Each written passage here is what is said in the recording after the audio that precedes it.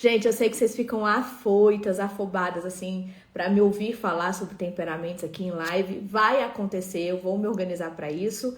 Mas, por enquanto, meu propósito aqui, nesta live, é falar sobre a Bíblia, tá? A gente tá fazendo a leitura juntos. Quem ainda não participou, seja bem-vindo, seja bem-vinda. Mas nós já estamos no livro de Atos. Começamos no livro de Mateus. Então, já foram 1, 2, 3, 4, já é o 5º livro que estamos lendo aqui em live. Começamos em começo de outubro e vamos que vamos, porque já tem um mês, né? Claro que entre falhas e nananã, porque nem sempre eu tenho essa disposição, a gente tá indo. E ontem nós começamos Atos 18, depois a live deu uma encrencada, ficou sem áudio, e eu continuei a minha leitura e cheguei até Atos 24, tá? Então, se você estava comigo ontem e não continuou sua leitura, você tem que voltar lá de onde você parou e ir até Atos 24. E aqui seguiremos em Atos 25. Cafezinho de lei, porque ninguém é de ferro. Vamos tomar um café para esse papo ficar muito mais gostoso, né? Esse momento íntimo aqui, eu, você e Deus, e a palavra dele ficar ainda mais gostosa. A versão da mensagem diz assim: 3 dias depois de Festo chegar a Cesareia para assumir o posto de governador, ele subiu a Jerusalém. Os principais sacerdotes e líderes do povo renovaram seu desejo de vingança contra Paulo. O contexto é que Paulo fazia e continuava incomodando e continuava sendo perseguido. Porque as pessoas achavam que ele tumultuava, que ele trazia um novo entendimento acerca daquilo que já era comum, aquilo que já era cultura. E aí o que aconteceu? Perseguição. Os principais sacerdotes e líderes do povo renovaram seu desejo de vingança contra Paulo e pediram a Festo o favor de enviar Paulo a Jerusalém para a resposta às acusações. Uma grande mentira. Estavam ainda decididos a executar planos de preparar-lhe uma emboscada e matá-lo no caminho. O povo queria matar Paulo mesmo, gente. E aí tu e eu ainda fica chateadinho porque o povo não curte o que a gente faz, o povo não dá ouvido pra nós, né? A gente convida pra ir pra igreja, nem responde o WhatsApp. E Paulo, minha irmã, ele não parou de fazer o que era pra ele fazer ainda com decreto de morte contra a própria vida. Então vamos ser mais como Paulo, né? Festo respondeu que Cesareia era a jurisdição apropriada para Paulo e que voltaria para lá em alguns dias. Vocês são bem-vindos. Ele disse, para voltar comigo e acusá-lo, seja qual for o motivo. Cerca de 10 dias mais tarde, Festo voltou para Cesareia. Na manhã seguinte, assumiu seu posto no tribunal e mandou trazer Paulo. Assim que ele entrou, os judeus que tinham vindo de Jerusalém o cercaram, gritando acusações absurdas, impossíveis de serem comprovadas. Então Paulo tomou a palavra e disse simplesmente, não fiz nada de errado contra a religião judaica, contra o templo ou contra César, tenho dito. Mas Festo queria agradar aos judeus e insistiu. Você gostaria de subir a Jerusalém e me deixar conduzir seu julgamento lá? Paulo respondeu, estou de pé neste momento perante o Tribunal de Justiça de César, onde tenho o direito de estar, e aqui permanecerei. Não fiz nada de ofensivo aos judeus e sei que o Senhor tem consciência disso. Se cometi algum crime e mereço a morte, enfrentarei a situação. Mas se não há base para estas acusações e o Senhor sabe que não há, ninguém pode me obrigar a prosseguir com este absurdo. Estamos perdendo tempo aqui, apelo para César. Paulo, quem assistiu Paulo, né, o filme Paulo, essa cena acontece lá, é narrada lá, esse episódio aqui. Paulo conhecia da lei, por isso que eu falei há umas lives atrás. O povo de Deus tem que saber do que são permitidos direitos e obrigações no secular.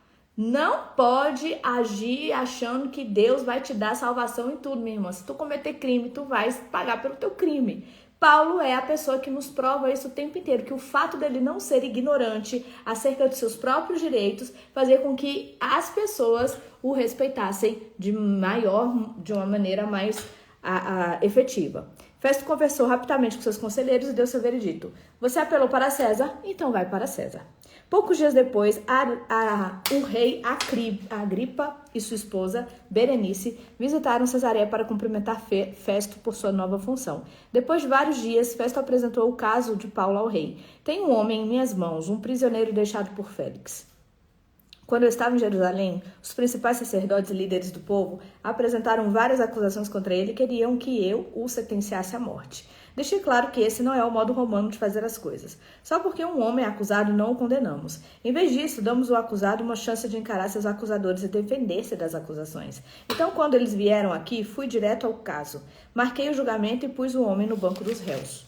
Vieram acusadores de todos os lados, mas as acusações não passavam de implicâncias religiosas e de uma discussão sobre um homem morto chamado Jesus, que o prisioneiro alega estar vivo.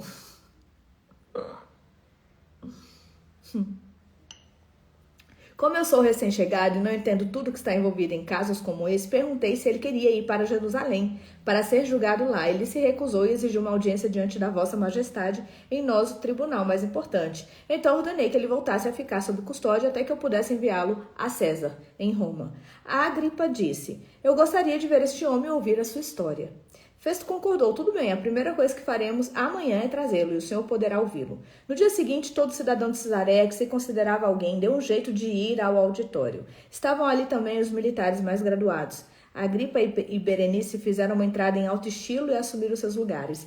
Festo então ordenou que Paulo fosse trazido. Então Festo disse: Rei Agripa e distintos convidados, olhem-me para este homem. Um grupo de judeus me pediu em Jerusalém e depois aqui que eu me livrasse dele. Eles exigem com veemência a sua execução. Analisei o caso e concluí que ele não cometeu crime algum. Ele requisitou um julgamento diante de César e concordei a enviá-lo a Roma. Mas o que eu vou escrever ao meu senhor César? Todas as acusações feitas pelos judeus não têm fundamento e não descobri mais nada que possa condená-lo. Podia acabar aí, né, minha gente? Mas não. Naquele tempo e até hoje, as pessoas ainda têm necessidade de aprovação pelo povo. Este homem que possui um cargo público, ele simplesmente disse: não tem nada que condenar. Por mim, acabava aqui. Mas o povo quer que eu o sentencie. Já que o povo quer, eu não posso contrariar o povo. E aí, o que você tem feito para não contrariar o povo, para não contrariar o seu ciclo social? A quem você tem sentenciado injustamente porque você acha que a voz do povo é a voz de Deus? A Bíblia relata vários casos desses de injustiça em que pessoas que poderiam decidir destino ali de uma maneira simples e rápida, por necessidade de aprovação, fizeram a coisa errada. A gente precisa aprender com isso. Foi por isso que eu trouxe diante da comunidade, especialmente diante do senhor rei Agripa, a fim de que possa verificar alguma acusação se sustenta, pois me parece tolice enviar um prisioneiro para tão longe para ser julgado, a não ser capaz de oficializar um simples delito. Ele trouxe uma pessoa para ver, né? Para tentar ajudar ali, para ver que era um absurdo o que pediam para ele. Atos 26. Então, Agripa falou diretamente a Paulo: pode fazer a sua defesa. Paulo tomou lugar e começou a falar. Aí Paulo dá um show digno de Oscar. Aqui, vem comigo. Não posso pensar em ninguém melhor, rei Agripa, diante de quem eu desejasse responder todas essas acusações dos judeus, senão o Senhor, que conhece tão bem os costumes judaicos e as discussões internas. Desde a minha juventude, tenho vivido entre meu povo em Jerusalém, praticamente todo judeu na cidade que me viu crescer. E basta alguém aqui olhar para mim para confirmar. Sabe que vivi como fariseu zeloso, nosso grupo religioso mais exigente. E é por ter vivido e levado a religião a sério, comprometido de coração e alma com o que Deus prometeu aos meus antepassados, a mesma esperança que as 12 tribos têm aguardado noite e dia todos esses séculos, e a que tenho me apegado a essa esperança testada e aprovada, que fui acusado pelos judeus. Eles deveriam estar sendo julgados, não eu. Pela minha vida, não consigo entender porque seria crime acreditar que Deus ressuscita mortos. Admito que nem sempre tive esta convicção. Por um tempo, pensei que era minha obrigação opor-me a esse Jesus de Nazaré. Com todas as minhas forças fiz. Apoiado pela autoridade dos principais sacerdotes, a torto e a direito, lancei cristãos sem saber que eram gente de Deus. na cadeia de Jerusalém, e sempre que havia uma decisão por voto, eu votava a favor de execução deles. Eu invadia as sinagogas, obrigando-os a blasfemar contra Jesus. Eu era um terror obcecado em destruir esse povo. Depois comecei a fazer a mesma coisa nas cidades ao redor de Jerusalém. Um dia, no caminho para Damasco, munido de documentos com principais sacerdotes que me autorizavam a agir, bem na metade do dia de um dia brilhante, uma luz mais brilhante que o sol veio ao céu sobre mim e sobre os meus companheiros. Ó rei, o brilho era inacreditável.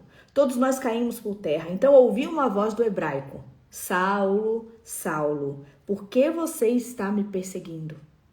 Por que insiste em ir contra o aguilhão? Eu disse: quem és, Senhor? A voz respondeu: eu sou Jesus, aquele que você persegue. Mas agora levante-se, tenho uma missão para você. Eu o escolhi a dedo para ser um servo e testemunha do que aconteceu hoje e para o que eu vou mostrar. Eu o envio para abrir os olhos dos que não me conhecem. Assim eles verão a diferença entre a luz e a escuridão e poderão escolher a luz. Verão a diferença entre Deus e Satanás e poderão escolher a Deus. Eu o envio para apresentar a minha oferta de perdão dos pecados e de um lugar na família da fé. Você irá convidá-los a fazer companhia aos que vivem de verdade, porque creem em mim. Não é a coisa mais linda, gente?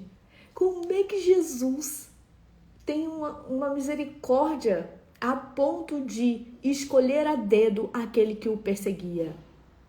É isso, o evangelho é isso.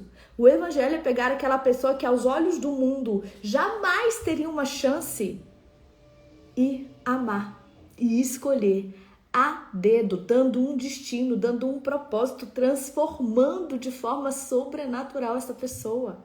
Eu tenho dito isso aqui para vocês. Jesus alcança qualquer pessoa, até aquela mais difícil de amar, que, não sei você, mas para mim um crime mais difícil de aceitar, de compreender, é o da pedofilia. E a gente sabe que Jesus ama esta pessoa, a ponto de escolhê-lo a dedo e dar destino a ele. Ah, minha gente, esse amor é incompreensível, esse amor é inconfundível, esse amor é incondicional. E está lá Paulo testemunhando do tamanho desse amor, contando a própria história. O que poderia fazer, rei Agripa? Eu não poderia simplesmente fugir de uma visão como aquela. Passei a crer e a ser obediente na hora e comecei a pregar, lá mesmo em Damasco, uma mudança de vida radical para Deus e tudo o que ele significava na vida diária. Depois fui para Jerusalém, para outras partes da nossa terra e de lá para o mundo inteiro. É porque falo ao mundo inteiro que os judeus me agarraram no templo naquele dia e tentaram me matar. Eles querem guardar Deus só para eles.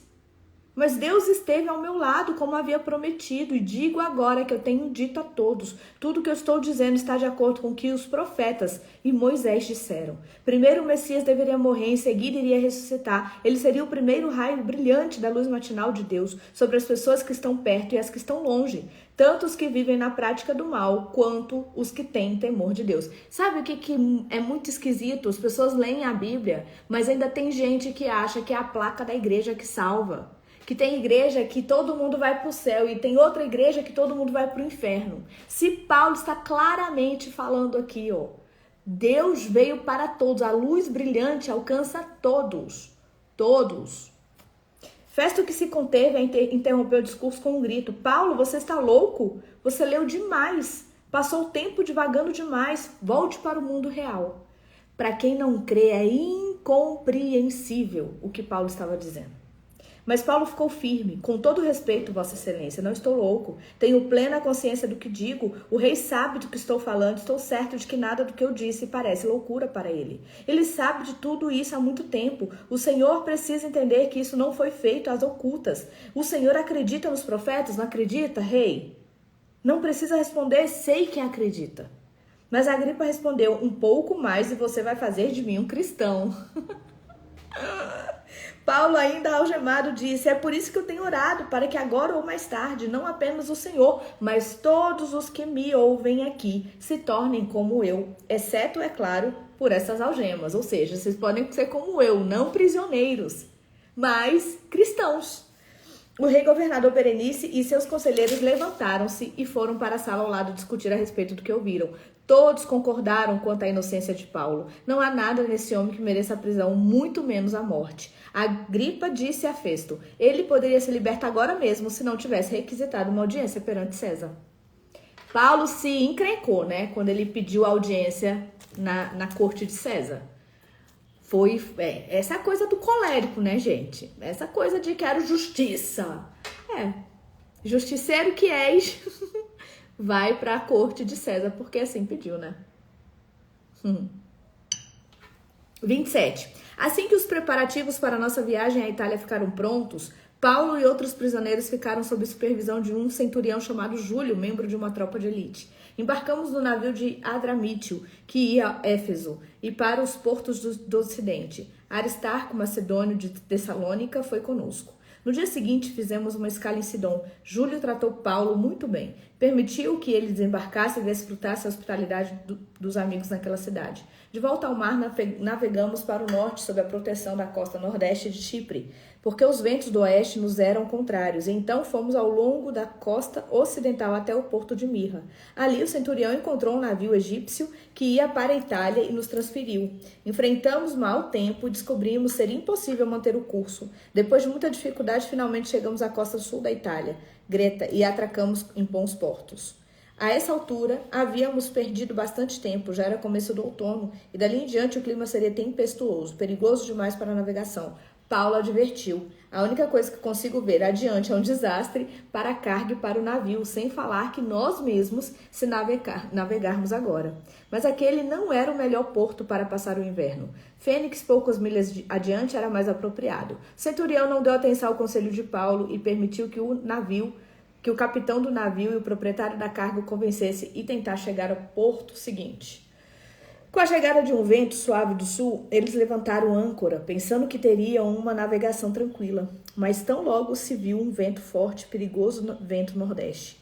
O navio ficou sem controle, como uma folha na tempestade. Passamos rente a uma pequena ilha chamada Clauda. Conseguimos preparar um bote salva-vidas e puxar as velas, mas os bancos de areia nos impediram de chegar mais perto. Só conseguimos evitá-los por arriarmos as âncoras. No dia seguinte, mais uma vez em alto mar e castigados pela tempestade, lançamos a carga ao mar. No terceiro dia, o marinheiro aliviaram ainda mais o navio. Dessa vez livraram-se das provisões e dos equipamentos. Ficamos muitos dias sem ver o sol e as estrelas. O vento e as ondas batiam no navio sem piedade e perdemos a esperança de resgate. Eita perrengue, né, gente? Nosso apetite por comida e pela vida se foram, então Paulo foi para o meio do grupo e disse: amigos, vocês deveriam ter me ouvido em Greta. Poderíamos ter evitado esta provação. Mas não há como desistir agora. De agora em diante as coisas vão melhorar. Garanto que nenhum de nós vai se perder, ainda que não possa dizer o mesmo do navio. Ele está condenado. Na noite passada, um anjo de Deus apareceu para mim. Um anjo de Deus a quem sirvo. E me disse: não desista, Paulo. Você ainda vai estar na presença de César e todos os que viajam com você também vão se salvar. Portanto, prezados amigos, coragem. Creio que Deus fará exatamente o que me prometeu, mas vamos naufragar perto de alguma ilha. Na 14ª noite, à deriva em algum lugar no mar Adriático, por volta da meia-noite, os marinheiros perceberam que estavam aproximando da terra. Sondaram o fundo do mar e estávamos a uma profundidade de 36 metros, pouco depois de 27. Temendo a colisão em uma rocha, lançaram as 4 âncoras e oraram pelo raiar do dia. Alguns marinheiros tentaram fugir do navio. Arriaram um bote salva-vidas, fingindo que ia lançar as âncoras da proa. Paulo percebeu a manobra e disse ao centurião e aos seus soldados: se esses marinheiros não ficarem no navio, todos nós vamos naufragar. Então os soldados cortaram as cordas do bote e deixaram cair no mar. Perto do amanhecer, Paulo reuniu tripulação e passageiros e propôs um desjejum. Este é o 14º dia que estamos sem comida. Nenhum de nós comeu nada, mas insisto que comam alguma coisa. Vocês vão precisar de força para o resgate que está diante de nós. Garanto que vocês sairão desta sem um arranhão. Ele partiu o pão, deu graças a Deus e distribuiu a todos, comeram animados. Quantas pessoas? 276 pessoas. Depois de refeição, estando todos satisfeitos, o navio foi aliviado de seu peso, mais uma vez agora, da carga de grãos. Ao raiar do dia, ninguém reconheceu o lugar, mas estavam numa baía com uma bela praia. Decididos a levar o navio para a praia, cortaram as âncoras, soltaram o leme e seguiram o vento. Mas não deu certo. Ainda longe, batemos no Recife e o navio começou a se partir. Os soldados decidiram matar os prisioneiros para que ninguém pudesse escapar a nado. Mas o centurião, meu Deus, que loucura. Mas o centurião, determinado a salvar Paulo, os impediu. Olha só, o centurião já estava determinado a salvar o prisioneiro. O plano, se vocês não lembram, o plano era matar Paulo. Agora, o plano aqui é salvar. Ordenou que todos os que sabiam nadar pulassem no mar. Os que não sabiam deveriam se agarrar a alguma prancha e todos conseguiram chegar à praia. Sabe o que é mais lindo nisso? O plano antes era matar Paulo. Mas agora, essas pessoas que foram incumbidas de levar um prisioneiro para ser julgado por César, tinha a obrigação de não deixá-lo morrer. E a coisa que é mais linda de se ver é que Paulo conseguia ser quem ele era, liderando aquele povo, sendo uma voz profética, trazendo paz em meio à tempestade, porque esse é Paulo. Ele podia simplesmente estar ali pensando, que injustiça, é melhor eu morrer aqui mesmo, porque eu só fiz coisa boa, eu só preguei a palavra de Deus, esse povo está me perseguindo, me levando para ser sentenciado, esse povo não merece. Ele podia, mas essa não era a natureza de Paulo. A natureza de Paulo era Cristo. E ele sabia que onde ele estivesse, Deus estaria com ele. E onde ele estivesse, ele teria que pregar a palavra de Deus. É a coisa mais linda de se ver, né? E aí, no final, todos conseguiram chegar. Todos conseguiram chegar. Foi feita a contagem, constatou-se que todos se salvaram e descobrimos que estávamos na ilha de Malta. Os habitantes dali nos trataram muito bem. O dia estava chuvoso e frio e estávamos molhados até o osso. Mas eles fizeram uma grande fogueira e nos reunimos ao redor. Paulo prontificou-se a ajudar o grupo, apanhou um punhado de gravetos, mas quando o jogou ao fogo, uma cobra venenosa, fugindo do calor, mordeu a mão de Paulo. Já não tava tranquilo, né? 14 dias no meio do mar, numa tempestade, sem comer. Aí quando chega à terra, uma cobra. Oh, meu Pai eterno. Mas Paulo sacudiu a cobra no fogo como se não fosse nada. As pessoas pensaram que ele iria cair morto a qualquer momento, mas como isso não aconteceu, concluíram que ele era um deus. O líder daquela parte da ilha era Públio. Ele nos hospedou em sua casa e nos trouxe roupas secas. Recebemos o melhor tratamento possível por 3 dias seguintes. O pai de Públio estava doente, acamado, com febre alta e disenteria. Paulo foi ao quarto do ancião, impôs as mãos sobre ele, orou e o homem foi curado. A notícia da cura espalhou-se rapidamente. Logo todos os doentes da ilha vieram até ali e foram curados. Eu não sei você, mas eu sinto um desejo, eu tenho um anseio de ver coisas que a gente lê na Bíblia acontecer, né? Esses milagres de cura, de libertação, de transformação de vida. É muito bonito quando a gente lê e às vezes parece que está tão distante do nosso ordinário, né? Do nosso dia a dia. Talvez nos falta a ousadia, entre de Paulo, né? De fazer aquilo que precisa ser feito, ainda que ninguém ali acredite ou, enfim, só fazer. Passamos 3 meses maravilhosos em Malta, eles nos trataram como reis, cuidaram de todas as nossas necessidades e providenciaram o que foi preciso para o restante da viagem. Um navio egípcio que tinha invernado no porto estava partindo para a Itália e embarcamos nele. O navio tinha esculpido na proa uma figura de Deus e gêmeos.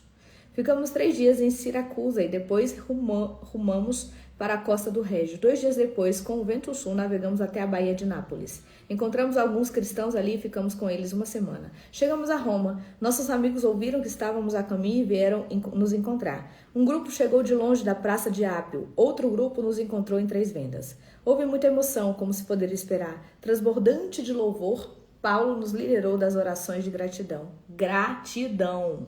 Não foi de reclamação, não. Não foi de murmuração, não. Não foi de desejo de vingança, não. Foi, Senhor, muito obrigada.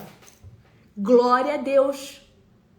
Depois de tudo isso que ele passou. E aí? Qual é a sua postura? A oração de gratidão. Essa deve ser a nossa postura, sempre. Transbordante de louvor, Paulo nos liderou. Quando finalmente entramos em Roma, eles permitiram que Paulo tivesse por conta própria sob a vigilância de soldado. 3 dias depois, Paulo convocou os líderes judeus para uma reunião em sua casa e disse: Os judeus de Jerusalém me prenderam sob falsas alegações e fui trazido sob custódia para Roma. Garanto a vocês que não fiz absolutamente nada contra as leis ou contra os costumes judaicos. Depois que os romanos investigaram as acusações e descobriram que não tinham nada a fazer, quiseram me libertar, mas os judeus criaram tantos problemas que eu fui obrigado a apelar para César. Não quis acusá-los de nenhum erro, sem deixar nosso povo em má situação com Roma. Já tivemos problemas demais. Tá aqui a explicação por que Paulo pediu um julgamento diante de César. Ele não queria que o povo de Deus, os cristãos, tivessem a marca que aquele povo ali estava querendo dar aos cristãos. Então não adiantava ele ser só solto. Ele queria justiça. O que eles estão falando não é verdade. E em nome do meu povo eu preciso clamar por justiça. Bonito de ver, né? Ele não pensou na pele dele, ele pensou nos cristãos de um modo geral. E aí a gente escuta sempre, e eu sempre falo isso, meu irmão, se tu abrir a tua boca para falar que é crente, dê bom testemunho. Porque caso contrário, é melhor ficar calado. Não abre a boca para falar que é crente não, se você tem um péssimo testemunho, porque isso fala contra Jesus. Isso denuncia a igreja. Isso é mau testemunho para nós. Por isso que muitas vezes a gente tem dificuldade de converter pessoas, porque tem crente dizendo que é crente e fazendo tudo errado. Então, se for para abrir tua boca para dizer que é crente, dê o seu bom testemunho. Se não, fica quieto. Eles disseram, ninguém nos escreveu para advertir a seu respeito e ninguém se manifestou para dizer algo contra você, mas gostaríamos muito de ouvi-lo mais. A única coisa que sabemos dessa seita cristã é que parece que ninguém tem algo de bom para dizer a respeito. O cristianismo naquela época já era visto como seita, do tanto que as pessoas perseguiam, do tanto que as pessoas tinham assim, um conflito naquilo que Paulo trazia. Eu tô no último capítulo de Atos, o 28, versículo 22, tá? 23 agora. Eles combinaram uma data. Quando o dia chegou, voltaram à casa de Paulo com muitos amigos. Paulo falou o dia inteiro, da manhã até a noite, explicando tudo que está envolvido no reino de Deus e tentando convencer todos sobre Jesus, com base no que Moisés e os profetas escreveram a respeito dele. Alguns foram convencidos, mas outros não acreditaram numa única palavra. Os descrentes começaram a discutir com os outros e estavam querendo confusão, por isso Paulo interrompeu. Tenho apenas mais uma coisa a dizer a vocês. O Espírito Santo seguramente sabia o que estava falando quando se dirigiu aos nossos antepassados por meio de Isaías, o profeta. Diz, vá a este povo e diga-lhe o seguinte, vocês escutarão com os ouvidos, mas não ouvirão uma palavra. Vocês enxergarão com os olhos, mas nada verão. Esse povo é cabeça dura. Eles tapam os ouvidos com os dedos, mas para não ter de escutar. Eles fecham os olhos para não serem obrigados a ver, e assim evitam ficar comigo face a face e me deixar curá-los. Somos nós que impedimos o agir de Deus na nossa vida. Quando a gente não obedece, quando a gente não tem um discernimento, quando a gente não age de acordo com a palavra de Deus. Nós ouvimos, mas a palavra não penetra. A gente tapa os nossos ouvidos para a gente não ter que mudar de comportamento. É assim que a gente tem sido. É sim esse tipo, os cristãos que a gente tem acompanhado. Por isso que ontem eu falei, somos um país majoritariamente cristão, mas também líder em corrupção, líder em mentira, líder em violência, líder em desigualdade, líder em pornografia, líder em perversidade, líder em sexualidade exacerbada. Como é que pode ser líder, ser majoritariamente cristão e ter todos esses comportamentos à frente ainda? Fecham os olhos. Nós estamos fechando os nossos olhos para não sermos obrigados a ver. E assim nós evitamos que Cristo esteja conosco face a face e nos cure. Vocês tiveram sua oportunidade, os outros povos terão a sua chance. E acreditem, eles vão receber meu ensino de braços abertos. Paulo viveu 2 anos na casa que alugou. Ele recebia todos os que iam visitá-lo, falava sem descanso sobre o reino de Deus e explicava tudo a respeito de Jesus. A porta de sua casa estava sempre aberta. Uma salva de palmas para Paulo, nosso exemplo. Agora a gente vai entrar em Romanos, um livro que, quando a gente tem dificuldade de compreender o perdão de Deus, né? Quando a gente falha, quando a gente erra, quando a gente machuca aquelas pessoas que a gente ama, quando a culpa nos assola, quando a gente se sente condenado ou acusado por qualquer erro, falha do nosso caráter, o mais importante é que você leia e medite no livro de Romanos, porque aqui vai trazer um entendimento sobre a grandiosidade do amor de Deus, que é incondicional. Vamos juntos? Romanos 1. Eu, Paulo, sou um fiel escravo de Jesus Cristo, escolhido como apóstolo, autorizado para proclamar o que Deus tem falado e feito.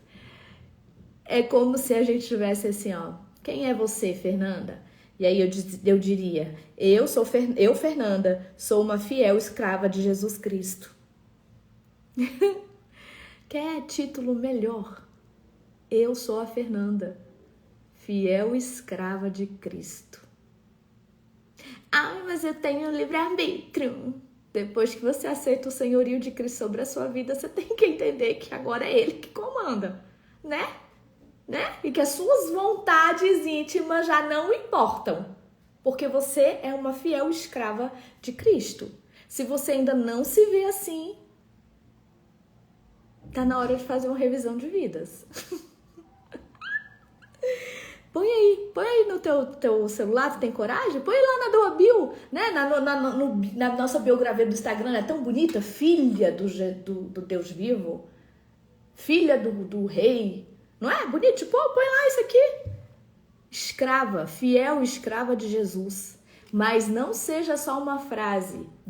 Ande de acordo com isso, com esse decreto sobre a sua vida. Autorizado a proclamar o que Deus tem falado e feito. Escreva esta carta a todos os cristãos de Roma, amigos de Deus. Os escritores sagrados trazem anúncios antigos dos profetas a respeito do Filho de Deus, que mostra suas raízes na história por ser descendente do rei Davi. Sua identidade única de Filho de Deus foi demonstrada pelo Espírito, quando Jesus foi ressuscitado dos mortos e comprovado como Messias, nosso Senhor.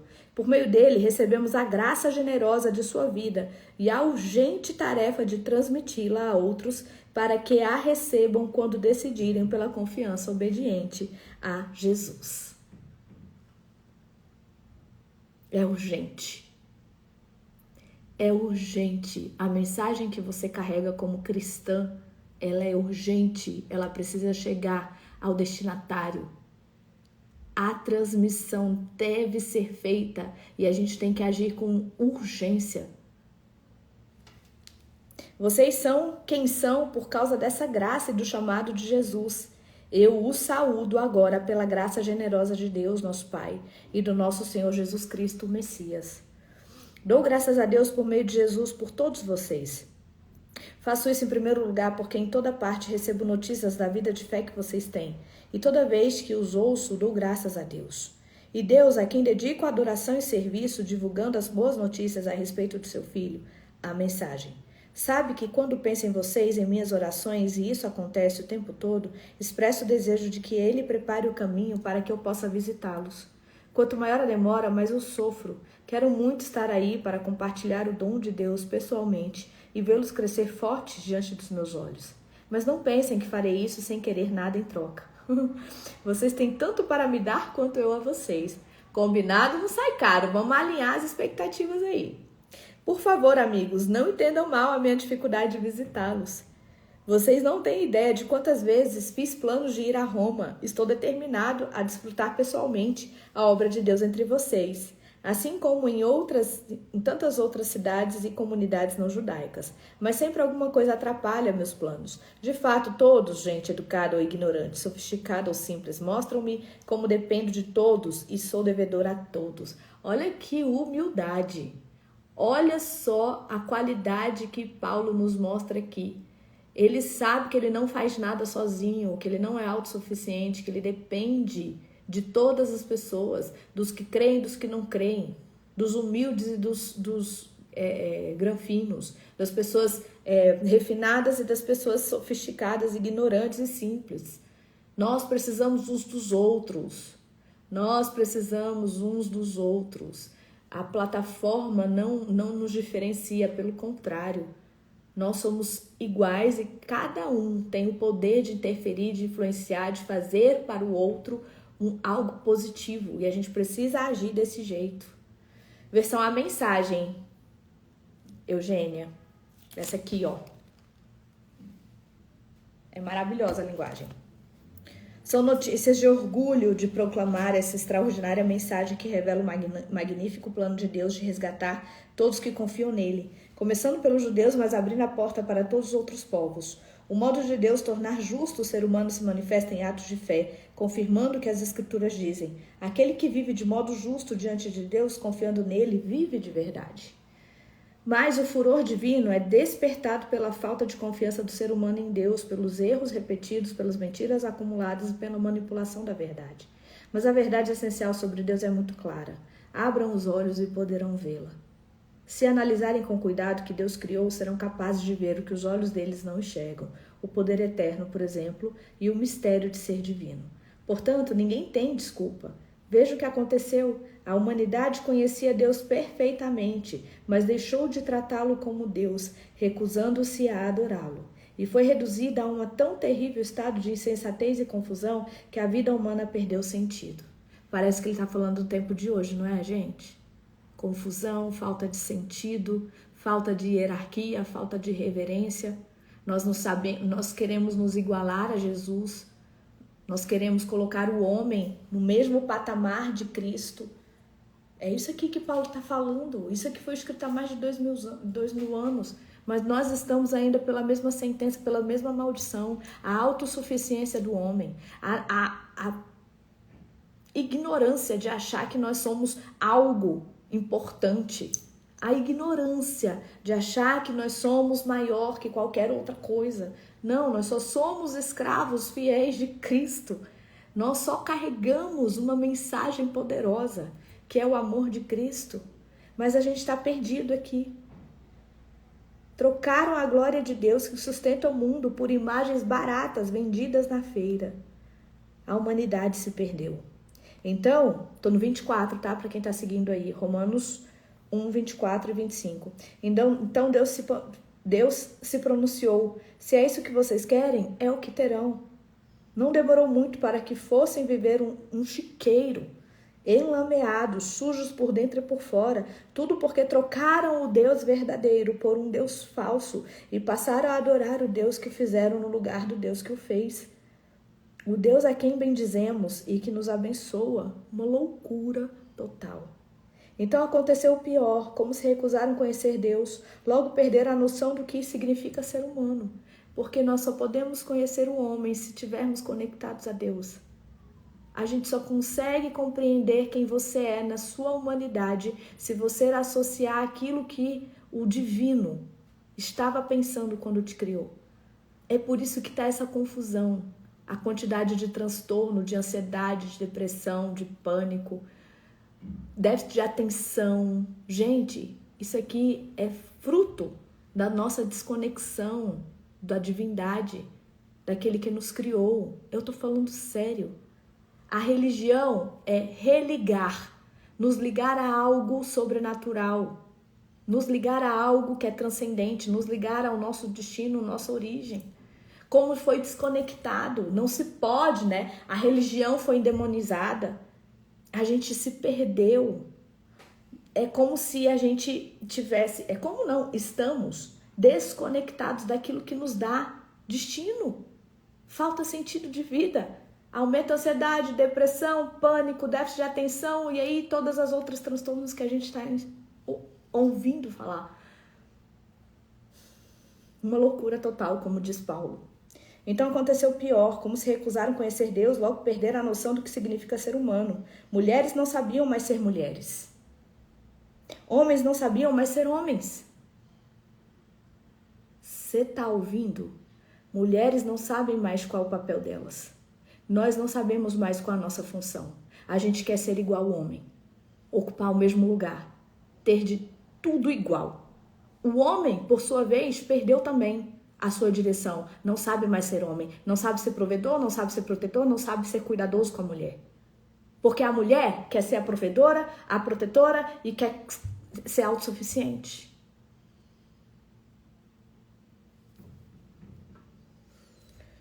Sexualmente confusos.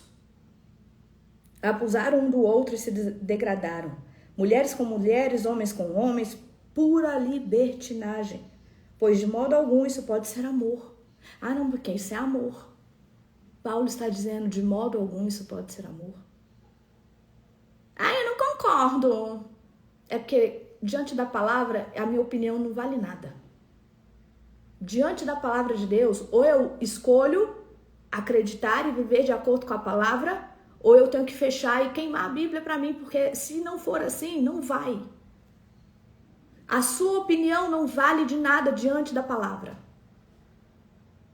Seu achismo não vale de nada diante da palavra, está escrito. Foi assim que o mundo foi construído, por meio da palavra. É assim que o mundo se sustenta, por meio da palavra. E nós cremos que Ele é a palavra, Ele é a mensagem.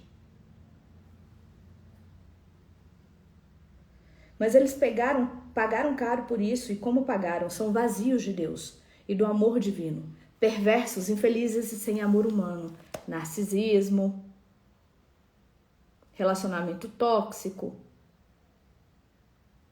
abuso de autoridade dentro da igreja. É isso aqui, ó.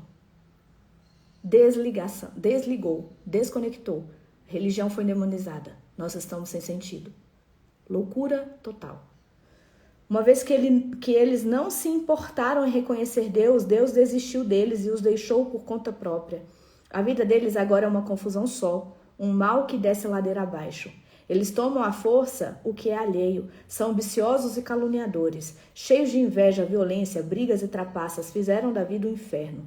Olhem para eles, são maliciosos, venenosos, críticos, ferozes de Deus, brigões, arrogantes, gente vazia e insuportável, mestres em criar meios de destruir vidas e revoltados contra os pais. Mestres em criar confusão e briga e são revoltados contra os pais. Não passam de seres tolos, asquerosos, cruéis, intransigentes. Até parece que eles não sabem o que fazem, mas têm plena consciência de que estão cuspindo no rosto de Deus. E não se importam. Pior ainda, premiam quem faz as piores coisas com eficiência. Aqui, a gente tem uma tendência muito forte de transferir aquilo que a gente lê para alguém, né? Isso aqui não é para mim, isso aqui não é sobre mim, será? Porque a gente precisa ser muito honesto, minha gente. Para ir muito baixo dentro de quem a gente é, dos nossos pensamentos, de como a gente tem visto, de como a gente tem agido, se nós somos isentos, omissos, se estamos realmente provocando uma revolução a partir da palavra, ou simplesmente de braço cruzado dizendo, não, mas isso aí não é comigo, porque eu tô lá na igreja dando meu dízimo e minha oferta. Tá, aí no dia a dia, como é que você funciona? E no dia a dia? Você diz não para os seus desejos, para as suas vontades? E no dia a dia, como é que estão os seus pensamentos? Porque dá uma certa agonia, gente. Saber que a gente lê isso daqui e fala, não, isso não é sobre mim, não. Será? Porque quando eu leio a palavra, eu preciso trazer para a minha vida. Ela precisa ser meu raio-x.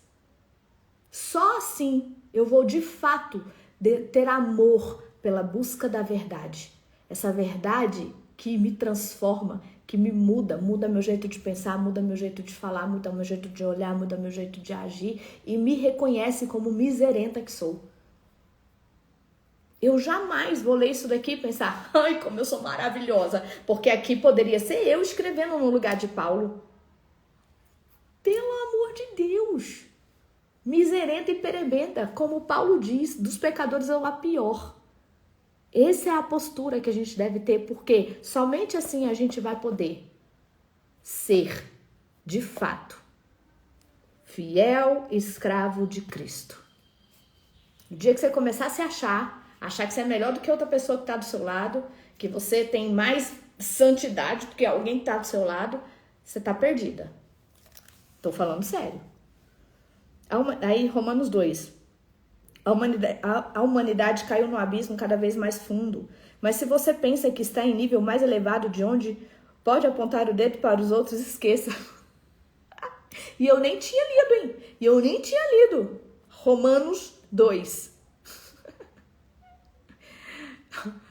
Romanos 2. Eu acabei de fazer essa fala e aí vem Paulo dizendo, se você acha que está num lugar que você pode apontar quem age assim, esqueça. Cada vez que você critica, alguém está se condenando.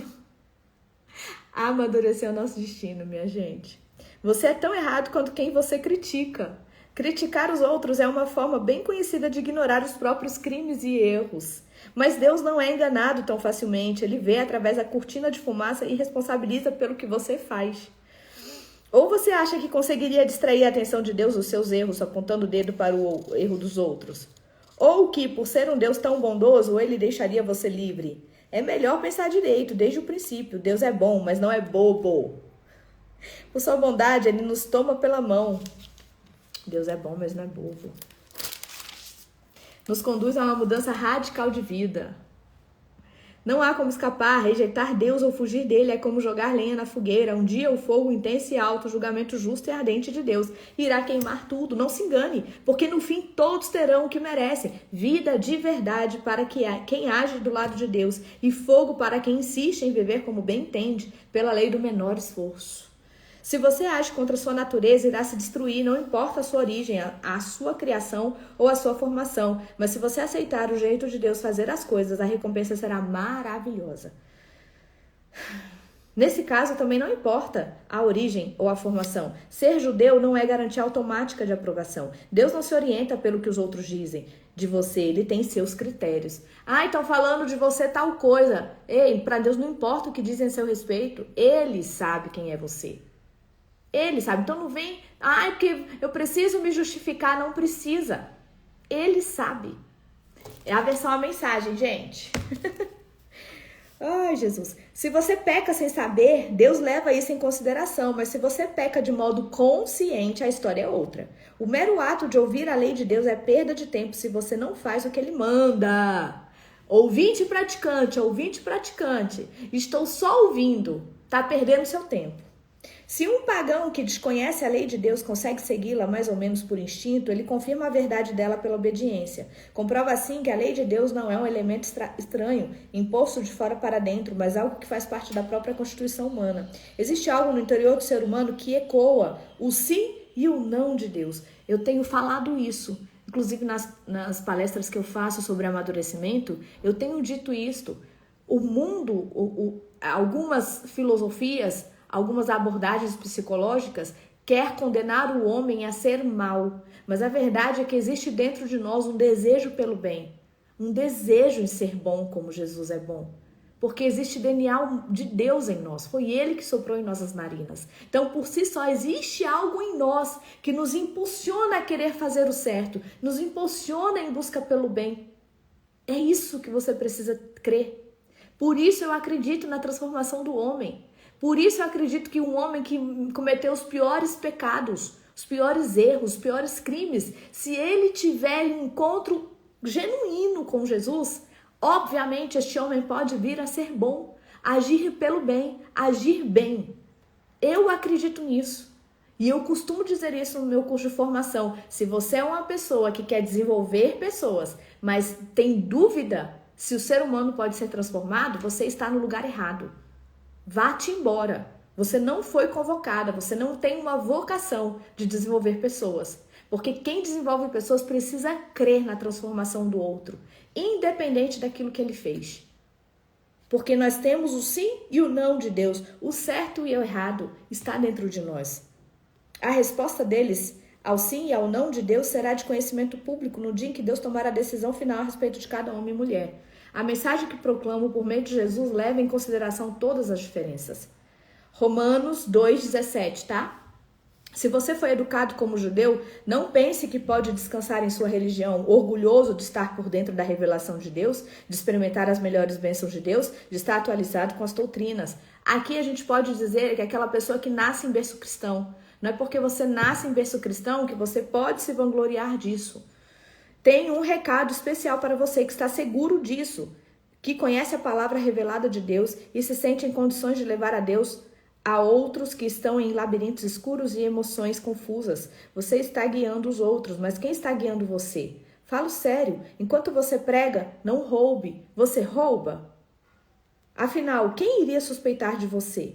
A mesma coisa vale para o adultério e para a idolatria. Você consegue se safar de qualquer situação com discursos eloquentes sobre Deus e sua lei. As escrituras dizem, é por causa de vocês, judeus, que os pagãos não são hostis a Deus. que os pagãos são hostis a Deus. O texto denuncia um problema antigo que não irá se resolver.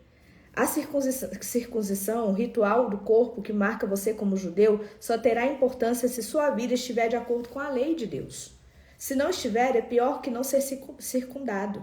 O oposto também é verdadeiro. Quem não é circuncidado e vive nos caminhos de Deus é tão bom quanto o circuncidado e até melhor. É melhor guardar a lei de Deus sem ser circuncidado que quebrá-lo sendo circuncidado.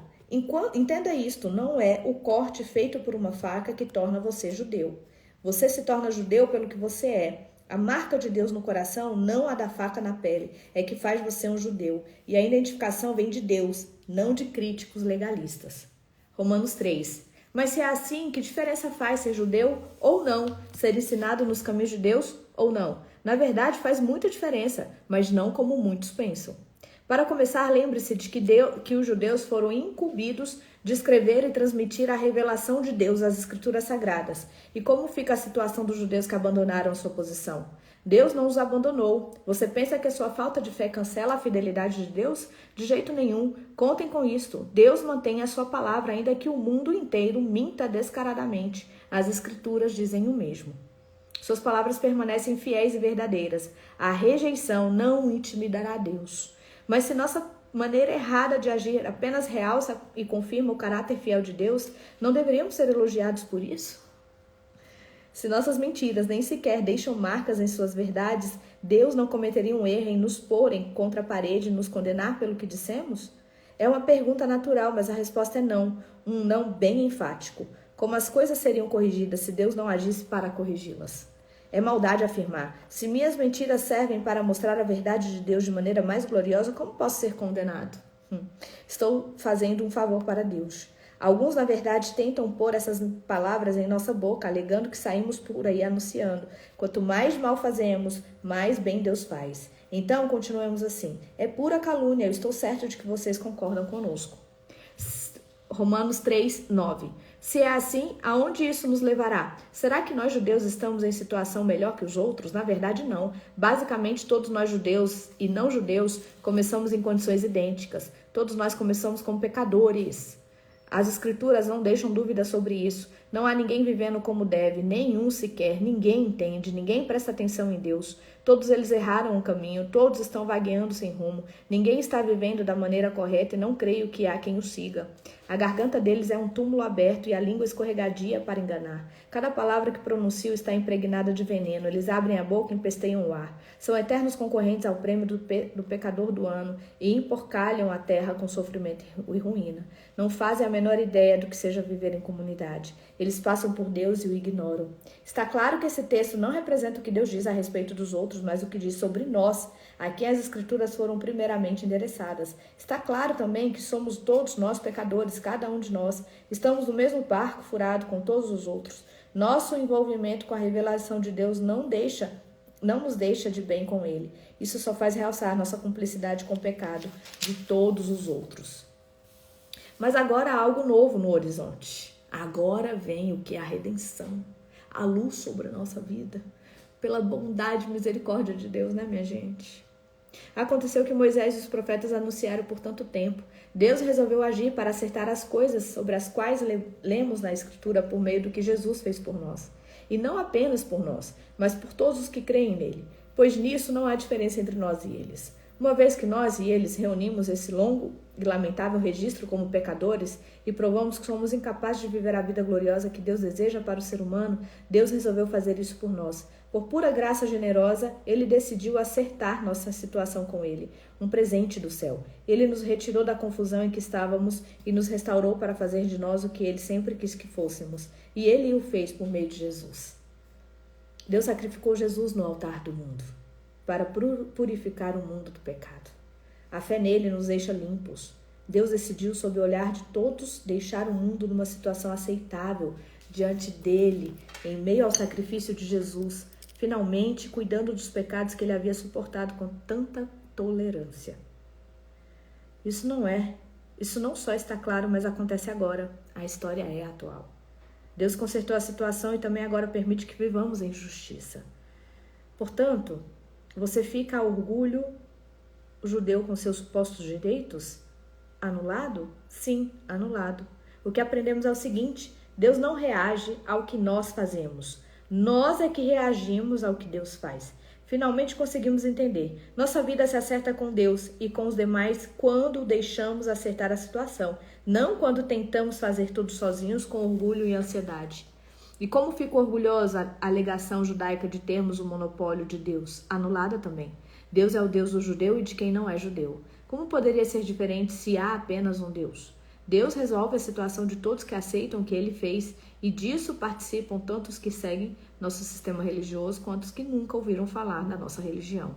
Mas ao mudar nosso foco do que nós fazemos para o que Deus faz, não anulamos a rigorosa guarda das regras, a lei de Deus que Deus estabeleceu? De modo algum. Quando adotamos o estilo de vida condizente com reconciliação, nós as confirmamos. Minha gente, o buraco é bem mais embaixo. Eu gosto do livro de Romanos, eu gosto de meditar e eu por isso sugeri que você precisa meditar nesse livro se você cometeu graves pecados e está se sentindo menos merecedor, menos amado por Deus. Às vezes a gente passa por esse vale, né? A gente falhou tanto, a gente errou tanto, como Deus pode me amar assim? E Romanos vai nos lembrar, sim, você pecou, mas Deus consertou tudo. Ele sempre conserta. Tenho para mim que Deus está lá de cima sempre, olhando para os filhos, olhando para mim, para você, e ansioso de que nós acertemos, que nós escolhemos a bênção, que nós escolhemos o caminho do bem, que nós escolhemos andar de acordo com a verdade. Ansioso por isso. E chamando a nossa atenção, dizendo: Fernanda, ei, vem por aqui. Por aqui. Não, aí você vai errar. Aí não vai dar certo. Aí você perde. Fê, filha, vem pra cá, olha pra mim. Eu tenho pra mim que Deus fica desse jeito, sabe? E às vezes a gente não escuta, porque a gente é assim mesmo. Cabeça dura, como diz Paulo aqui. Mas às vezes Deus nos dá uma forcinha, não é? Às vezes Deus nos impede de ir para o caminho que a gente estava querendo ir. Ele fecha a porta. Às vezes o carro quebra, você não consegue chegar naquele encontro que você sabe que era maldito para você. Você não consegue sentar naquelas mesas que iriam te tirar, de desviar do seu caminho. Às vezes o Senhor muda a nossa trajetória. E às vezes a gente queria tanto, porque parecia que era a melhor mesa do mundo. Mas Deus fecha a porta e às vezes aquilo ali machuca, né? Às vezes aquela pessoa que fez tudo direitinho no casamento, um belo dia ela tem que assinar uma carta de divórcio. Não pela própria vontade, mas porque ela tá com uma pessoa que não quer mais estar com ela. E às vezes aquela dor nos consome. Mas será? Será mesmo que você está sozinha? Será mesmo que você está sozinho? Nem nos piores dias da minha vida, ainda que doesse muito, eu me senti sozinha. Porque Deus conserta tudo. Ele sempre conserta. E hoje eu posso olhar para trás e ver os vales que eu enfrentei, que aquela dor que eu sentia, como diz, né? Talvez fosse só um beijo de Jesus. E a dor que eu sentia com o beijo de Jesus eram porque a coroa de espinhos encostava em mim. A coroa de espinhos que está nele. Quando ele me beija, me machuca. Mas era só um beijo de Jesus, aquela dor. Porque o porvir, a expectativa no amanhã, sempre me retornará em misericórdia e bondade. Mas é importante que eu e você queiramos viver na verdade. Essa verdade que exige, essa verdade que cobra, essa verdade que anula as nossas vontades, essa verdade que nos chama ao amadurecimento. E o que é o amadurecimento? É morrer para nossas vontades. eu tenho falado isso aqui, que uma fruta, quando ela amadurece, ela cai do pé. E quando ela cai do pé, ela morre para si mesma, cumprindo duas funções: a de suprir outra pessoa e de cair no solo como semente para dar outros frutos. É quando eu coloco a minha dor no bolso e vou pregar a palavra de Deus. É quando eu coloco o meu cansaço no bolso e vou fazer a jantinha do meu marido. É quando eu coloco a minha cólica no bolso e vou brincar com a minha filha. É quando eu coloco a minha dor, a minha falta de dinheiro, a minha falta de saber como eu vou pagar o meu aluguel no final do mês e vou à casa de um irmão e lá eu declaro a palavra sobre a vida dele. É que a gente está muito ensimesmado. Aí, toda vez que eu falo isso, alguém vai dizer assim: mas e eu? Quem vai me servir? E eu? Quando é então que o meu marido vai pôr o cansaço dele para fazer alguma coisa por mim nesse casamento? Só eu que tenho que morrer para mim mesma? É.